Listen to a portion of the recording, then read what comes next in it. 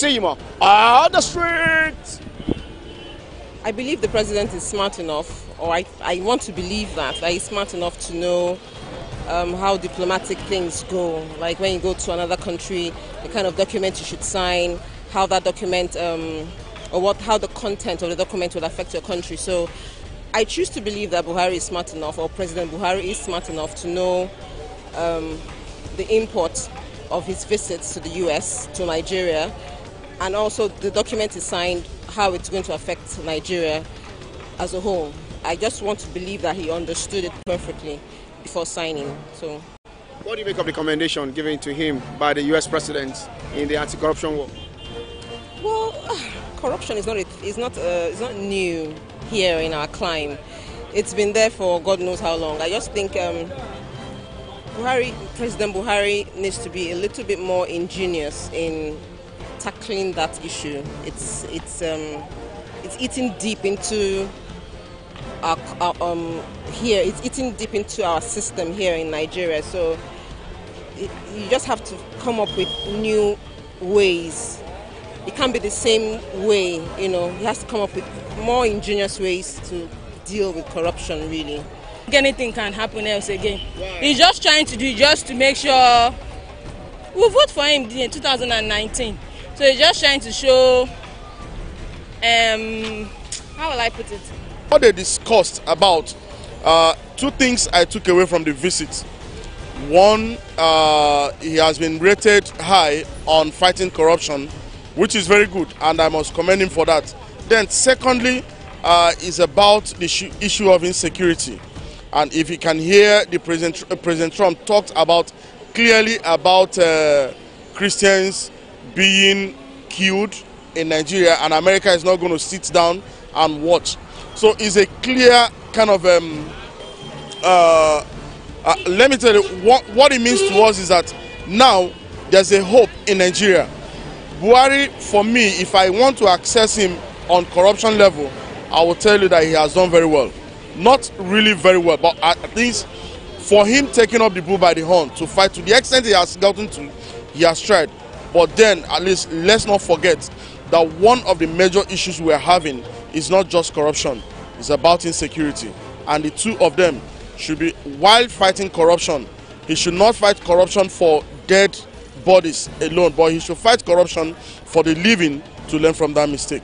Once you join the president's party, you are no longer corrupt. And once you are not a member of his party, you are corrupt. So that will be very difficult to agree with President Trump that corruption has really reduced. I believe in one thing: when President Buhari leaves and another government comes in, they will surely tell us how much his government have stolen. Yeah. So you're not convinced with what Donald Trump said about anti-corruption war? It's part of politics. I am not convinced at all. It's part of politics. That's coming from the superpower. He says a lot of things, both negative and positive. So that is President Trump for you. I'm not convinced until after President Buhari leaves as president, another person emerges as the president of the Federal Republic of Nigeria. Will surely give an account, just the same way it is also exposing previous government. So same thing they are going to do when he leaves. So that is when we can actually say that this government is indeed fighting corruption. There is saying there was no problem in the contrast, and the Asmen, the Fulani Asmen are not with rifles, that they are not with guns, that they are with cutlasses, which is wrong. So I sincerely hope that he's been properly schooled on what it takes to manage a diverse country. And then we hope that in the shortest possible time we'll see some of the outcome. For instance, why should another president be calling the attention of a sitting president to the killings of the citizens in the country? Right? Should any other country have to draw our attention that, look, killing of other religious people should be stopped? It's not necessary. A country who realizes that, a president who realizes he's the father of the nation, does not need any other person to tell him he needs to protect his citizens. Trump was able to present all he needed from Nigeria with little, very minute of what Nigeria needs. Our president was able to present to Donald Trump in US. So it didn't balance at all. And again, he keep telling the world his inability, his ineptitude, that it is this one, the other one that is making him not to perform. Now I talk of Libya boys again to the world that they are the cause of killing Nigeria. What is he doing? His first assignment to Nigeria as a country, as a citizen, is to protect our lives. The people, the people, the people, giving voice to the voiceless. When I travel home, I discovered that the herders, that's the Fulanis then, killed some, pursued so many people from the farm, which actually is what we are there to, that this is what helps us. But my people run away, they can't even go to farm anymore. For now, they are home. So I think an urgent measure has to be taken, particularly in Doma, local government of Nasarawa State. It's a serious problem now. People cannot go to farm.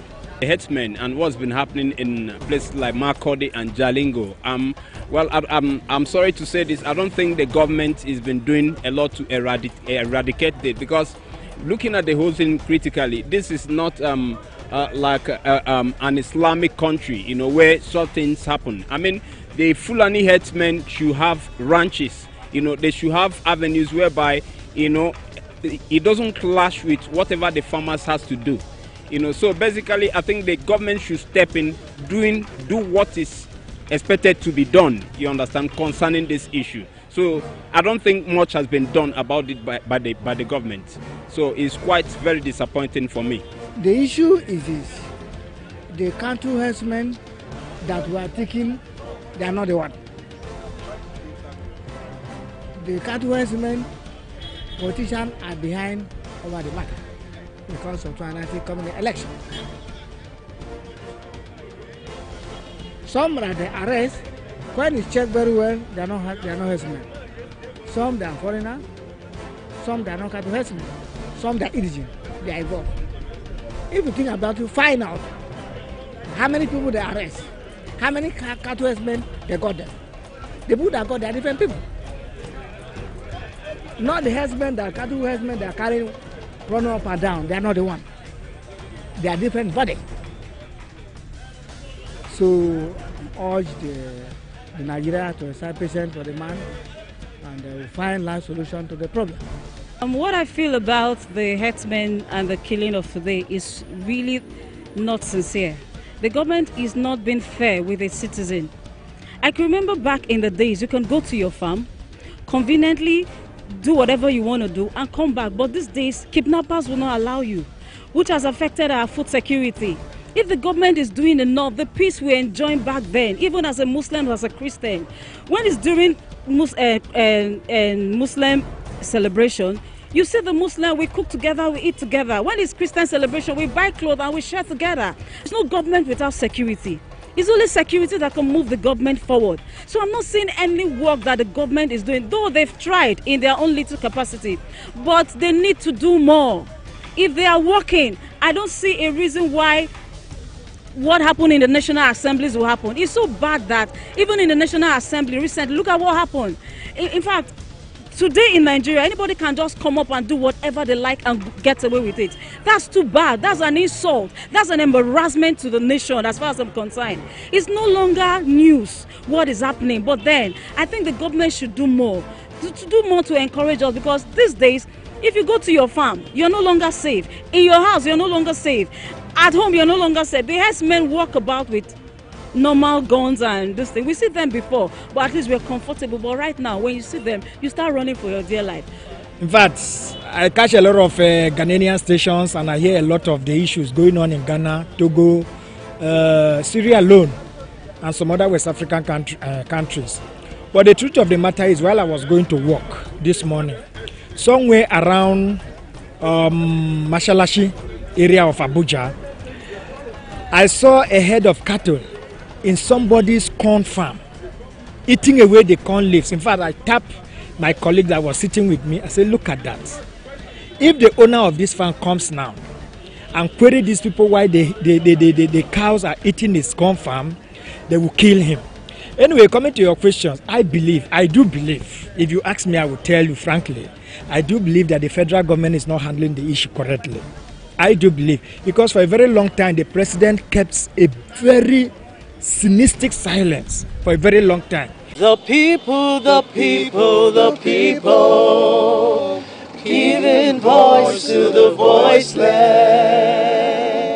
We'll bring it to you from different sides of the divide, and this is how we call it today on your darling program, The People. Nigerians, they're talking concerning the visit of the President of Nigeria, Muhammadu Buhari, to the United States of America, meeting President Donald Trump, and also talking about the herdsmen crisis in Nigeria.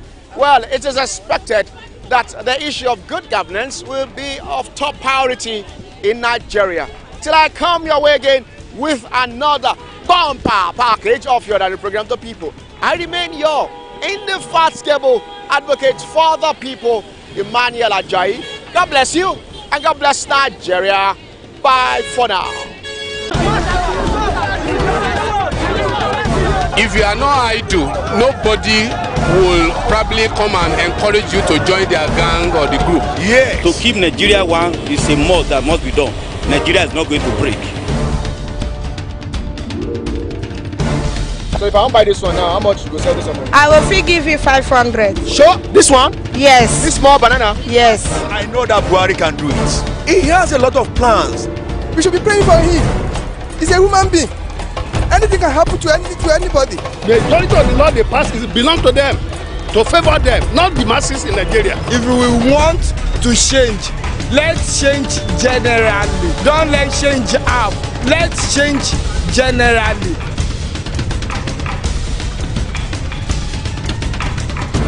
The People, giving voice to the voiceless.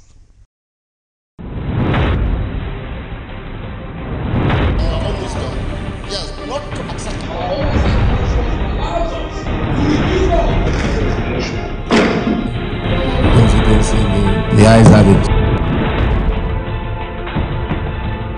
Hello and thanks for joining us again on your program Gavel to Gavel. This week we'll bring you a report of the second time refusal of Inspector General of Police Ibrahim Idris to appear before the Senate to brief the lawmakers on Dino Melaye's plight as well as the general situation of security in the country. We'll bring you these and many more from the National Assembly after the break. I am Chuka Odita, your host. The eyes have it. Welcome back.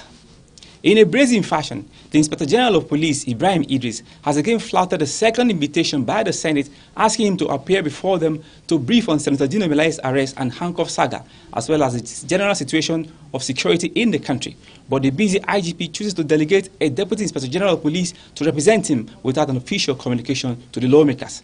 This development angers the Senate.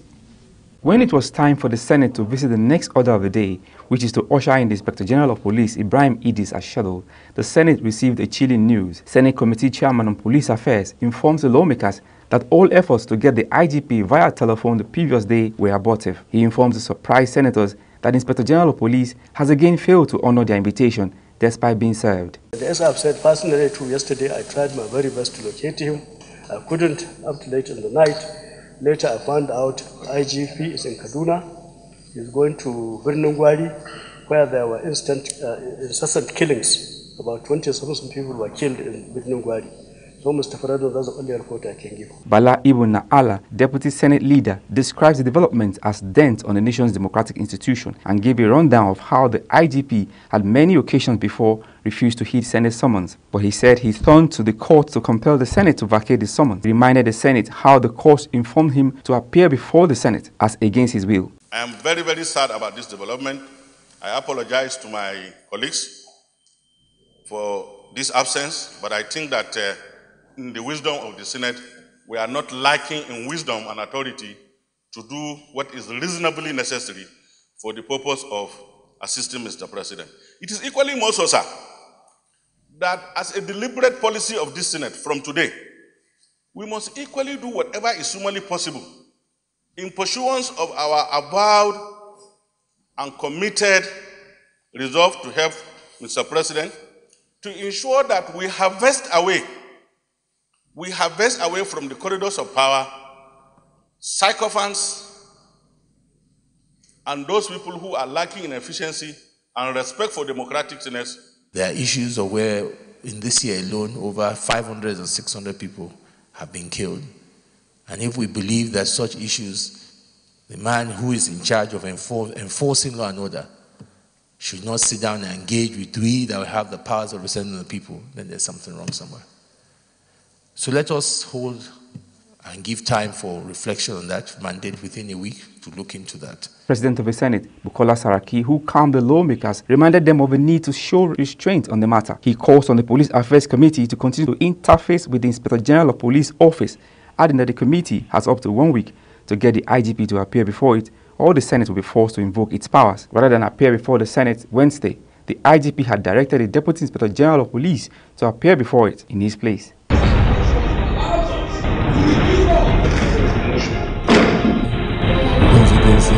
The ayes have it.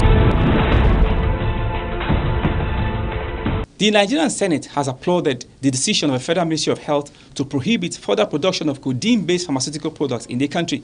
The move, they say, will help in curbing rampant abuse of codeine, especially in the northern parts of the country, where criminals and other users are known to depend on the substance to carry out criminal activities. Senator Ahmed Lawal, who raised the issue on the ban of codeine at Wednesday plenary, says the move deserves commendation, especially coming at a time when violent crime and insurgency has been in the increase in the northeast and elsewhere. According to him, statistics show that about 70% of codeine produced or supplied in the country find their way to Zambisa Forest, where they are abused by the members of Boko Haram sect. He further says about 3 million bottles of codeine-based syrup are consumed daily in Jigawa and Kano State alone, and calls for measures to ensure that addiction of the substance is curtailed or eliminated completely. Today in Nigeria, there is hardly any one single family that does not have an addict, drug addict of some sort. This is the most destructive phenomenon today in Nigeria. After the killings by Boko Haram and the bandits, Mr. President, Nigeria is supposed to be much more worried on drug addiction today than any other situation. President of the Senate, Bukola Saraki, pointed out that the ban on the substance had been on the table for too long, but commends the federal government's resolve through the Ministry of Health to put a ban on the substance. I commend the Minister of Health and NAFDAC who have responded quickly to this, and let me committees to please ensure proper oversight to see that this ban is strictly adhered to. And I think it's a great day, and for those of us who have been advocating for this for a long time, that we must tackle this issue of drug abuse, which is particularly affecting more of our girls and women, and it was a dangerous trend. Let's see that this ban is restricted and ensure that it works very well for us. As part of efforts to tackle abuse of codeine in the country, Federal Ministry of Health Tuesday banned the production of codeine-based syrups in the country. The federal government also placed a ban on codeine-containing syrup without prescription across the country. In its place, government recommended dextromethorphan, which is less addictive.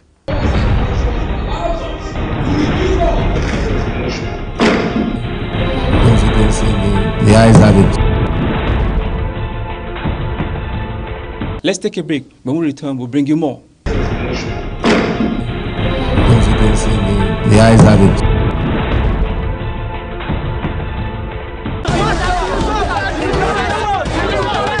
If you are not idle, nobody will probably come and encourage you to join their gang or the group. Yes. To keep Nigeria one is a must that must be done. Nigeria is not going to break. So if I want to buy this one now, how much you go sell this one? I will free give you 500. Sure? This one? Yes. This small banana? Yes. I know that Buhari can do it. He has a lot of plans. We should be praying for him. He's a human being. Anything can happen to anybody. The majority of the law they pass belongs to them, to favor them, not the masses in Nigeria. If we want to change, let's change generally. Don't let's change up. Let's change generally.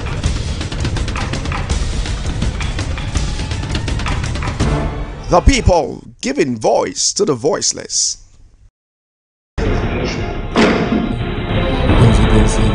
ayes have it.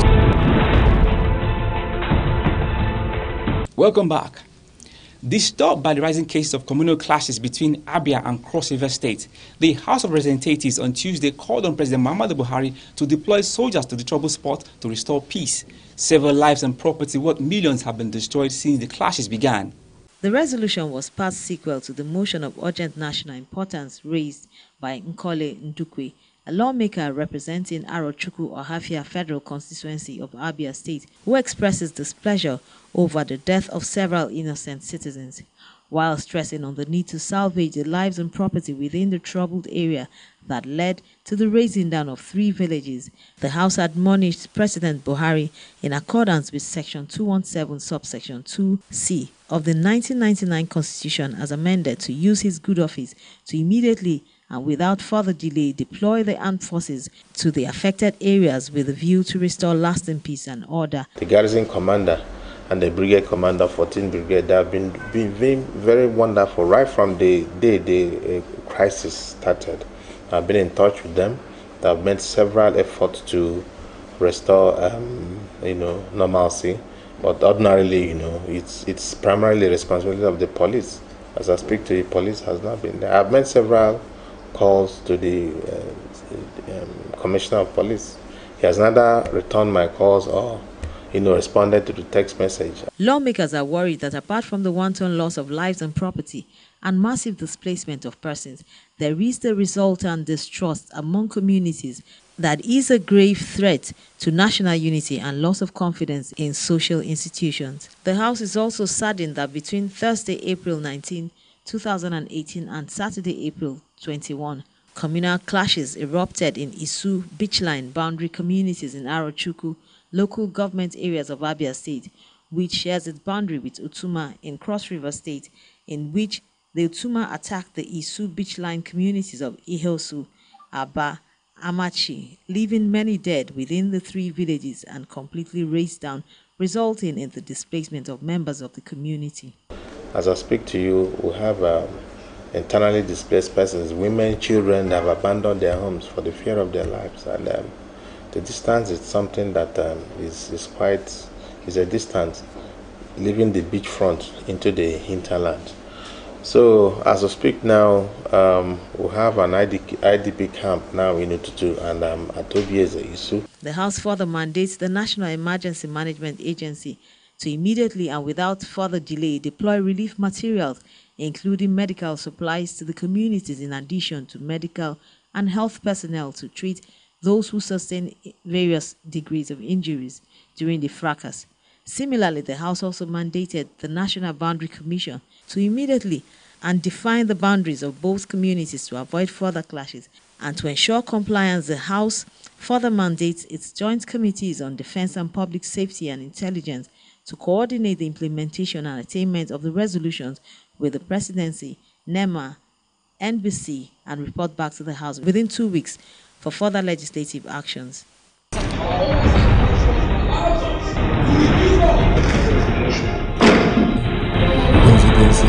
The ayes have it. The House of Representatives Ad Hoc Committee investigating the Special Presidential Panel for Recovery of Public Property says the National Assembly does not recognize the panel even though it was constituted by President Muhammadu Buhari. The committee also questioned the funding of the panel. The House of Representatives Ad Hoc Committee investigating the legality and modus operandi of the Special Presidential Investigation Panel continued its public hearing, and still with the absence of the chairman of the SPIP, who sent a letter that he is not in town, the head of Service National Human Rights Commission and the Minister of Finance made submissions to the committee but were unavoidably absent, where the Auditor General of the Federation, Code of Conduct Bureau, ICPC, and the Office of the Secretary to the Federation. The Code of Conduct Bureau notes that the establishment of the panel is not necessary, as it performs the role of already existing anti-corruption agencies in the country and a duplication of processes. Not carry out any audit examination of the activities of this panel, so we have no audit report to present. However, on the 14th February 2018, my office received a letter from this panel requesting that we feel asset declaration forms. You know, it's at variance with the mandate of the Code of Conduct Bureau. And as far as we are concerned, we are not going to be party to that, because the mandate, the Constitution has specified this clearly. As I alluded earlier, it was a decree, and it just transmuted from being a decree when the civilian government came on board. But needless to say that our officers have been on the panel, and whatever they are doing, we may not have full information. Representative of the SGF says the panel was set up to cure some existing defects, which includes where a public officer is engaged in corrupt practices or unjust enrich himself, among others. And since it came in the month of July 2017, as at July 2017, the budget of 2017 has already been passed. So it wasn't possible that the panel's budget would have been captured. If for anything, we shall only be looking at 2018. Chairman of the committee says the submission from the Solicitor General of the Federation explains why the panel was set up. To oversight, writing to people at will, telling them to declare their assets, which they've already done at the beginning of their tenure.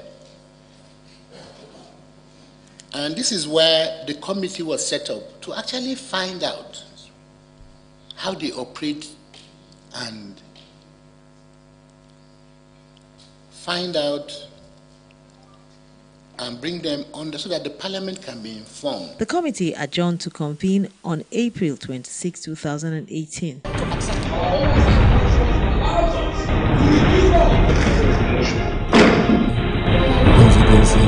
The ayes have it. Let's take a break. When we return, we'll bring you more.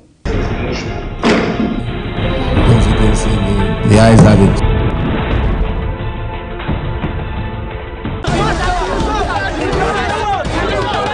If you are not idle, nobody will probably come and encourage you to join their gang or the group. Yes. To keep Nigeria one is a must that must be done. Nigeria is not going to break. So if I want to buy this one now, how much you go sell this one? I will free give you 500. Sure, this one? Yes. This small banana? Yes. I know that Buhari can do it. He has a lot of plans. We should be praying for him. He's a human being. Anything can happen to anybody. The majority of the law they pass belongs to them, to favor them, not the masses in Nigeria. If we want to change, let's change generally. Don't let's change half. Let's change generally.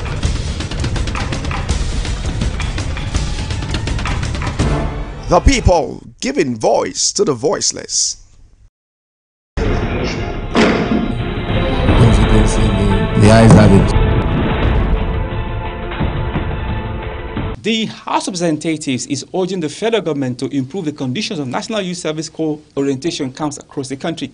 This comes in the wake of the death of a female corps member who died due to poor medical attention following a rigorous training at the camp. The House is aware that the NYC scheme was established, among others, to foster oneness and cater for unity in diversity amongst the distinct ethnic groups and nationalities in the country. The House is further aware that there has been cases of deaths of corps members at orientation camps.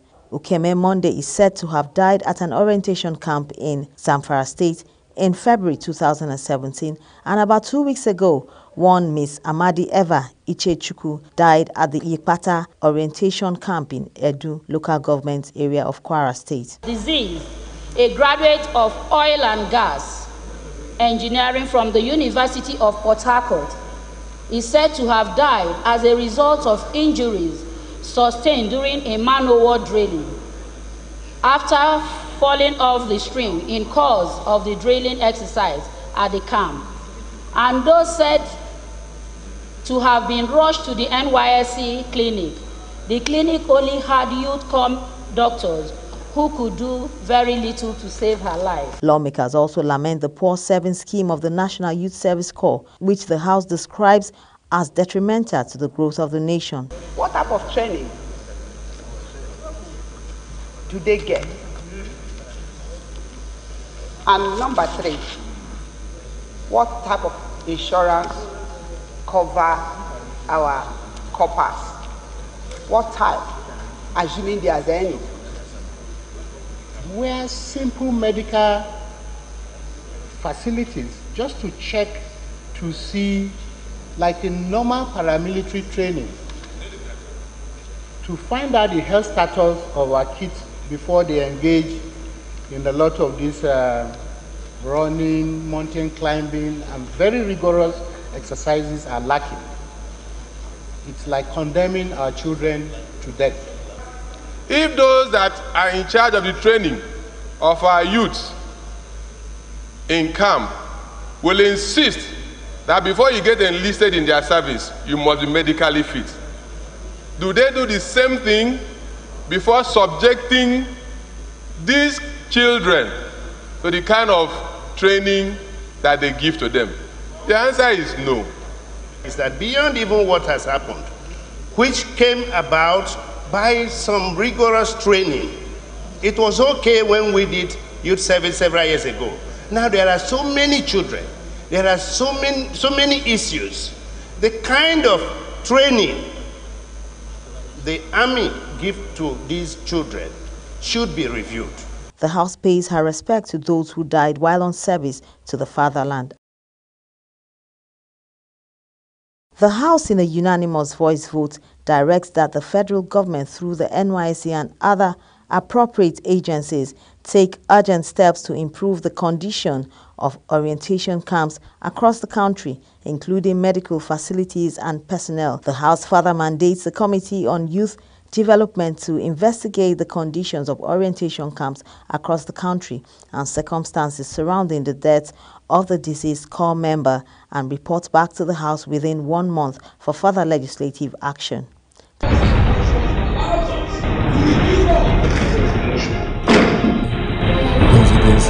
The ayes have it.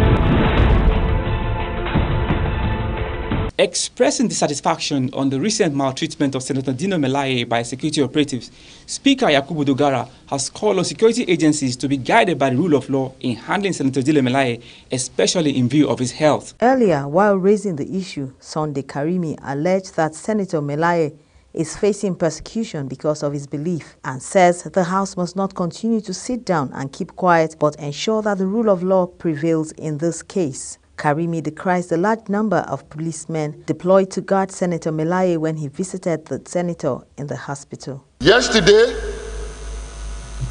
Senator Dino Melaye was arraigned in a court in Abuja for issue that has gotten to do with how they were unable to take him to Lokoja. Today, as I'm talking to you, Senator Dino Melaye was carried in an ambulance to Lokoja, and he was carried with a stretcher to the court. Expressing dissatisfaction on the recent maltreatment being suffered by Senator Dino Melaye, Speaker Yakubu Dogara admonishes security agencies to be guided by the rule of law, adding that Dino Melaye's health condition will be blamed